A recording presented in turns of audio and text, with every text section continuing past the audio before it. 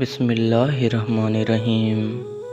اللہ کے نام سے شروع جو تمام جہانوں کا رب ہے۔ تیمور وائس چینل کے ناظرین السلام علیکم۔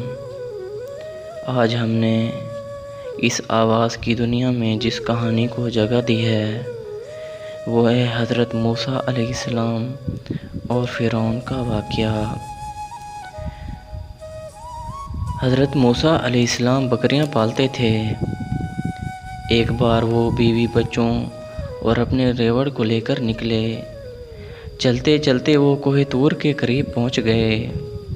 وہاں اونچے پہاڑ انہیں روشنی دکھائی دی۔ انہوں نے کہا میں جا کر دیکھتا ہوں اور آگ سے مشعل جلاؤں۔ جب وہ کوہ طور پر پہنچے تو غیب سے آواز آئی، ہم اللہ تعالیٰ ہیں، جوتے اتار دو، ہم نے تمہیں اپنا رسول چنا ہے۔ وہ حیران ہو گئے، دل زور زور سے دھڑکنے لگا۔ فوراً جوتی اتار دی۔ اللہ تعالیٰ نے حکم دیا، مصر جاؤ اور فرعون کو نرمی سے سمجھاؤ کہ ہمارا حکم مانے اور سرکشی نہ کرے۔ اپنے بھائی ہارون کو بھی ساتھ لے لو۔ اللہ تعالیٰ نے موسیٰ علیہ السلام کو اپنی نشانی کے طور پر کئی معجزے بھی عطا فرمائے۔ حضرت موسیٰ علیہ السلام اور حضرت ہارون علیہ السلام فرعون کے دربار میں پہنچے اور اس کو سمجھایا کہ اللہ تعالیٰ کے سوا کوئی معبود نہیں اور ہم اسی اللہ کے رسول ہیں جو سب کے رب ہیں۔ یاد رکھو قیامت آئے گی اور ہر کام کا بدلہ دیا جائے گا، اس لیے اللہ تعالیٰ پر ایمان لے آؤ اور ظلم نہ کرو ورنہ ہلاک ہو جاؤ گے۔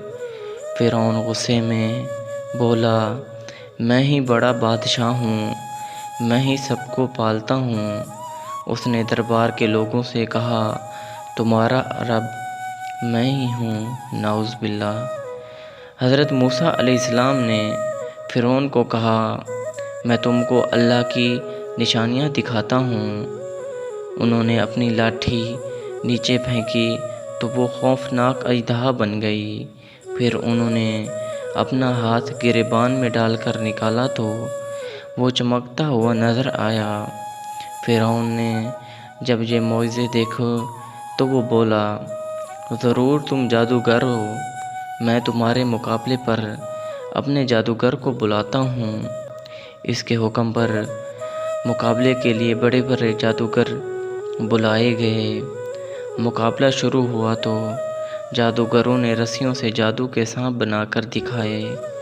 پھر حضرت موسیٰ علیہ السلام نے لاٹھی پھینکی تو لوگوں نے دیکھا کہ وہ اژدہا بن گئی جو جادوگروں کے جادو کو کھا گیا۔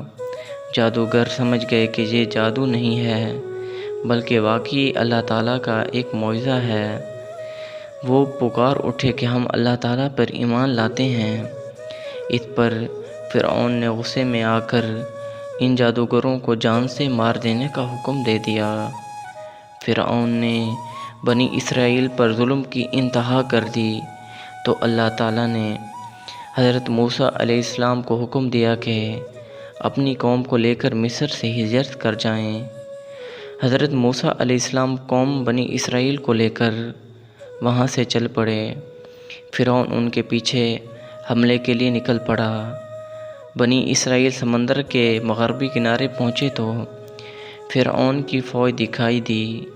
حضرت موسیٰ علیہ السلام نے کہا، فکر نہ کرو، اللہ میرے ساتھ ہیں۔